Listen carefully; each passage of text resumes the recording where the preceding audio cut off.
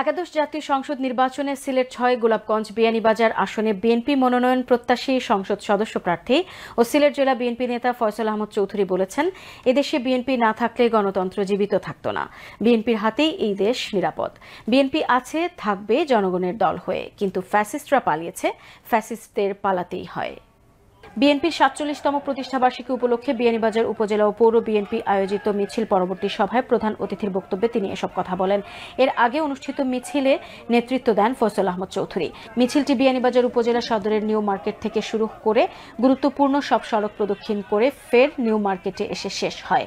পরে সেখানে অনুষ্ঠিত হয় সভা। পৌর বিএনপির সভাপতি মিজানুর রহমান রুবেলের সভাপতিত্বে ও উপজেলা বিএনপির সাধারণ সম্পাদক সারওয়ার হোসেনের পরিচালনায় মিছিল ও পথসভায় উপস্থিত ছিলেন উপজেলা বিএনপির সাবেক আহ্বায়ক জিয়াউল বারী শাইনু, সহসভাপতি আব্দুল মান্নান চেয়ারম্যান, সাংগঠনিক সম্পাদক মাহবুবুর রহমান চেয়ারম্যান, সহসভাপতি সাইফুল ইসলাম শায়েক, ফয়সুল উদ্দিন, পৌর বিএনপির সিনিয়র সহসভাপতি কবির আহমদ, নজরুল ইসলাম, শাইব উদ্দিন, উপজেলা বিএনপির যুগ্ম সম্পাদক শিপলু আহমদ, মিসবা উদ্দিন, প্রচার সম্পাদক ফয়েজ আহমদ, উপজেলা যুবদলের যুগ্ম আহ্বায়ক এম এ হাসনাত জামিল, পৌর যুবদলের যুগ্ম আহ্বায়ক জানে আলম, উপজেলা স্বেচ্ছাসেবক দলের নেতা হুসেন আহমদ মেম্বার, সিলেট জেলা ছাত্র দলের যুগ্ম সম্পাদক আহসান জামিল ও উপজেলা ছাত্র দলের ভারপ্রাপ্ত আহ্বায়ক এনামুল ইসলাম।